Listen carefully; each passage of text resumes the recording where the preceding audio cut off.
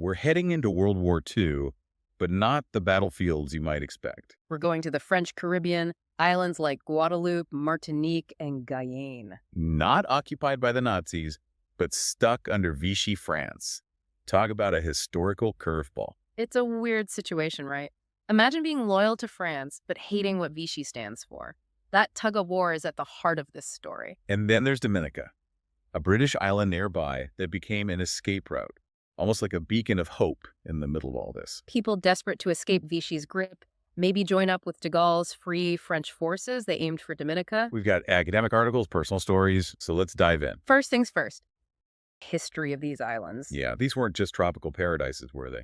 What made their wartime experience unique? Guadeloupe and Martinique, just as an example, their past is tied up with complex race dynamics. It all plays a part. So centuries of plantation life, inequality, even after slavery ended, that's a lot to unpack. Exactly. And that history, that racial tension, it's key to understanding how people reacted to Vichy's discriminatory policies. So Vichy's policies would just piled onto existing problems, made things even worse. Spot on. Plus, don't forget, these islands were strategically important. Resources, location, valuable to Vichy and the Allies. Okay, so we've got this mix of colonial history, racial tension, strategic importance. What actually happened when Vichy took over? Well, in Guadeloupe, there was some pushback at first. The governor, Constant Sorin, he flat out said no to collaborating with the Germans. Cool move. Didn't last long, I'm guessing. Nope. Vichy sent Admiral Royer and the battleship Jeanne d'Arc to show him who's boss. So from a spark of resistance, Guadeloupe falls under Vichy control. What was life like for the people? Not good. Vichy slapped on discriminatory laws, stripped people of color of French citizenship, barred them from public office. Reinforcing that whole racial hierarchy thing. Exactly. And there's more. Economic hardship, censorship.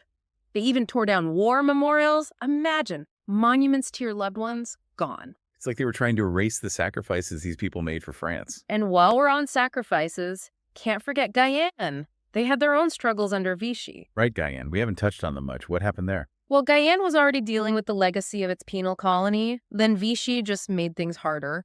Their economy, reliant on stuff like rum and timber, got hammered by the Allied blockade. So, stuck between a rock and a hard place, dealing with Vichy A&D economic hardship. You got it. And remember Vichy's discrimination. Well, Guyane had a large population of African and mixed-race descent, so they were hit hard. It's like Vichy's whole ideology was woven into how they ran the colonies, making everything more unequal. Absolutely. And right in the middle of this mess, Dominica appears, a beacon of hope, an escape route. Okay, let's talk about those escapes. We know Dominica was a lifeline, but what was the journey actually like? Picture this. You're desperate, want to fight fascism, or just live with dignity. You grab your few belongings, cram onto a tiny boat, and set off at night. Wow, nighttime escapes in a tiny boat. That's incredibly dangerous. What made people risk so much? A lot of it was tied up in their identity. These were French citizens. They felt a sense of duty, maybe even a family tradition of military service. So they felt compelled to fight for what they believed in. Right, and aligning with de Gaulle's Free French was a way to honor their ancestors, take a stand against Nazi tyranny. And what about the Dominicans? What was it like for them to suddenly have all these refugees showing up? It's a story of incredible compassion. Dominica, a small island with its own struggles, they open their doors, offer food, shelter, everything. It really shows that even in dark times, people can step up. It really does. Yeah. And this wasn't just a few kind souls, it was widespread. Solidarity and action. Are there any stories from our sources that really capture what these escapes were like? Tons. One that sticks out is Maurice Bambuck, a dentist studying in France, forced back to Guadeloupe when the war breaks out. So he's stuck on an island where he can't even pursue his career. Exactly. Vichy was suspicious of him, so he takes a chance and escapes to Dominica, leaves everything behind. It's amazing how history throws people's lives into chaos. What about those who specifically wanted to fight the Nazis? Roger Smith's story is wild. French veteran, fought in Belgium, survived Dunkirk, then gets trapped on his own island by Vichy. He escapes to Dominica, determined to rejoin the fight. A true testament to that never give up spirit. So these refugees arrive in Dominica, risking everything. What happens to them then? Do they stay there? Dominica was like a stepping stone. They'd get interviewed, housed temporarily, and then folks would try to get them to Allied territory for training. Dominica becomes this crucial hub in the fight against fascism. But why were Vichy's policies in these colonies so harsh? It feels like it went beyond just cooperating with the Nazis. See, Vichy had this whole ultra-conservative, authoritarian worldview. They wanted to create a new France, all about tradition, hierarchy, nationalism, even xenophobia. So they weren't just following orders, they were pushing their own agenda. Yep, and in the colonies, that meant even more discrimination. They revoked citizenship from Jews, banned interracial marriage, censored everything, all to maintain this twisted idea of French purity. A toxic mix of authoritarianism and prejudice, all amplified in the colonies. No wonder people resisted. Exactly. Those policies fueled the desire to escape, to fight for a better future. It reminds you that the fight against fascism wasn't just about military victories, but about defending freedom and equality. And think about this. Many of those desperate to join the Free French, fleeing to Dominica, were Black soldiers from the Caribbean, fighting for a France that didn't always treat them as equals. Wow. It really highlights the complexities of colonialism and the interconnected struggles of these regions. And speaking of struggles, that influx of refugees put a real strain on Dominica. Tiny island, limited resources, suddenly dealing with thousands of people. So how did they cope? They stretched themselves thin, providing housing, food, medical care. A massive effort. But they did it. Amazing. What's really striking is that even with those challenges, the overall response was compassion and generosity. They shared what they had, even if it meant sacrificing their own comfort. Exactly. Human solidarity at its finest. And it wasn't just individuals. It was reflected in the government, community organizations. Everyone pitched in. Of course, I imagine it wasn't without its hiccups. Were there any tensions? There were bound to be some. Different cultures, languages, worries about the strain on resources. Even good intentions have their challenges. But they persevered. They did. They showed resilience and commitment to helping those in need, and it didn't stop at just providing refuge. Dominicans also helped those who wanted to join the Free French forces. Wait, how did they do that? Weren't they worried about provoking Vichy? Of course, there was risk, but they understood the importance of the fight against fascism. They saw these refugees as allies in a shared struggle. So they were actively involved in the war effort, helping people escape, reach their destination. Exactly. Boats, safe passage, navigating Vichy patrols, a whole clandestine operation. Risky business. It highlights just how vital Dominica's role was in the global fight. They weren't just a haven, but a key link in the resistance chain. A powerful reminder that even small nations can have a huge impact. Their story shows how interconnected we all are, compassion and solidarity transcending borders. 3. What about those refugees in Dominica? Did they go back once their islands were free? A lot did. They wanted to rebuild their lives, help their communities. They carried the scars of what they'd gone through, but also a sense of hope. I imagine going back wasn't easy. What was it like? It wasn't just about rebuilding homes, it was about rebuilding society. Some had military training, others had seen new things, different ways of life. They brought those experiences back with them. Returning not just as survivors, but almost as agents of change. Exactly. Some got into politics, pushing for reform. Others focused on education, culture, the economy, a time of real transformation. Incredible how that wartime experience still shapes the identity of those islands. And we can't forget about Dominica itself. Think about it.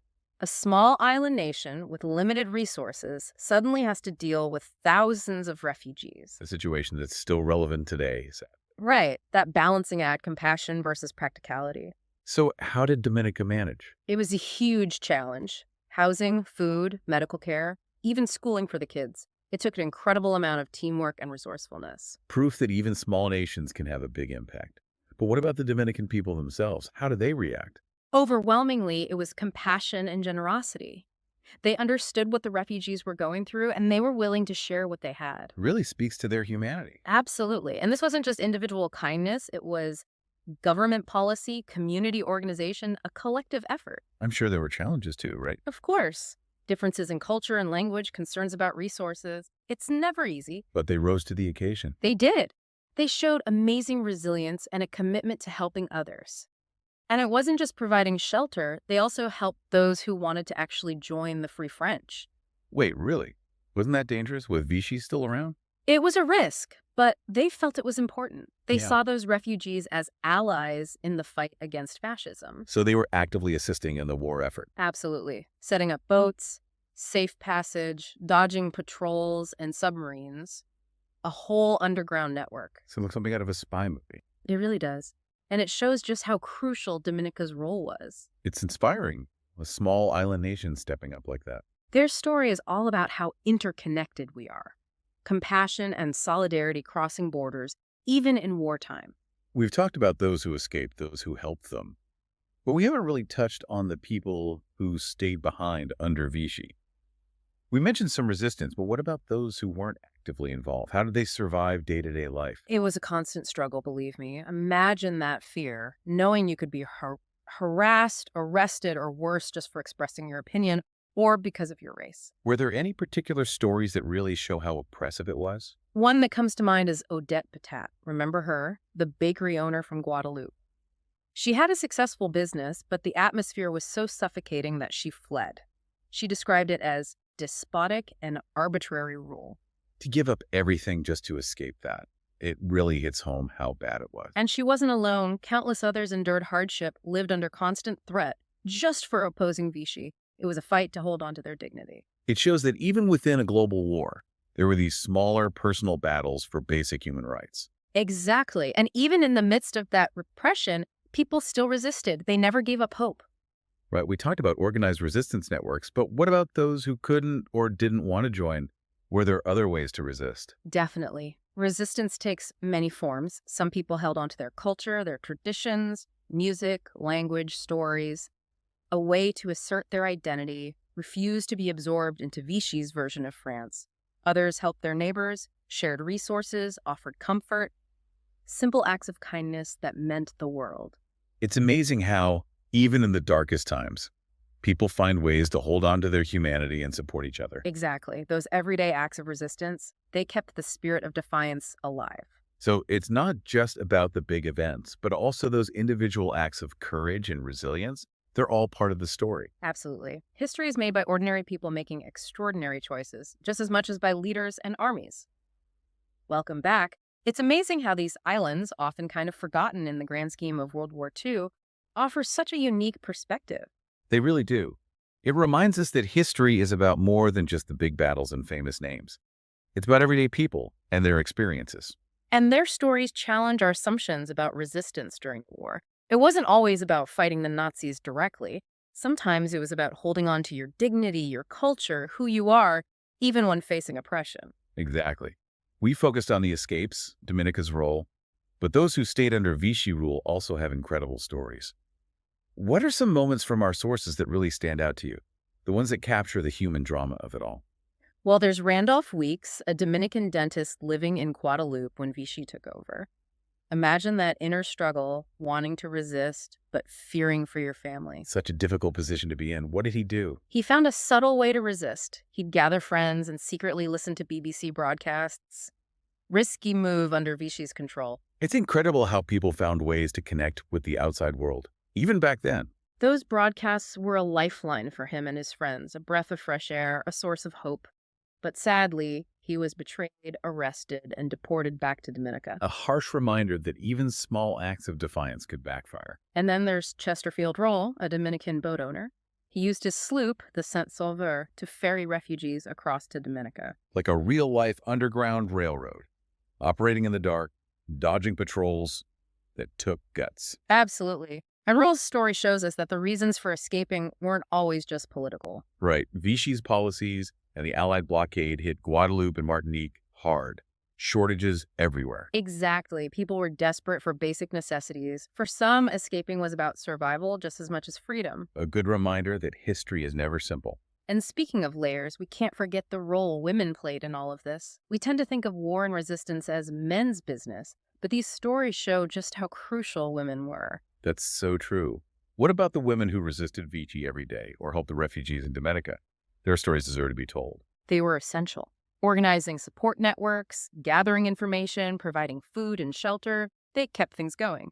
Remember Odette Patat, the bakery owner who fled Guadeloupe? Yeah, she gave up her business to escape Vichy. She didn't stop there. She used her resources to help others escape and to support those who stayed behind. So she became an active part of the resistance. Exactly. And her story, along with countless others, shows us that we need to broaden our view of what resistance looks like. It can be anything from covert operations to acts of care and compassion. Right. And often, those spaces of hope and resilience were created by women. This has been an incredible deep dive. Vichy rule, daring escapes, the kindness of the Dominicans, the resilience of those who stayed behind. We've covered a lot. But as we wrap up, what are some key takeaways? What can we learn from all of this, especially for today's world? That's the big question. These stories teach us a few important things. First, even amidst global chaos, those individual stories of courage, compassion, and resilience, they matter. It's a reminder that even in the darkest times, hope and humanity can prevail. And second, they force us to question easy answers. The experiences of Black soldiers, the roles women play, the economic factors driving some escapes. It shows us that history is complex. It's a call for empathy and understanding, right? No. Recognizing the nuances, the different perspectives. Exactly. And finally, these stories highlight how interconnected we all are. Those individual actions, like a Dominican boat owner helping refugees or a shopkeeper offering a meal, they had ripple effects that went far beyond the immediate situation. Showing us that even small acts can make a difference. That's the key. As we face our own world's challenges, these stories remind us that courage, compassion, and solidarity can create real change. They're not just feel-good stories. They offer a blueprint for building a better future. Thank you for joining us on this journey through a truly remarkable chapter of World War II. We hope these stories have inspired you and given you a new perspective on the power of the human spirit. Keep learning, keep asking questions, and keep seeking out the stories that are often hidden. They have so much to teach us about ourselves, our world, and the possibilities that lie ahead.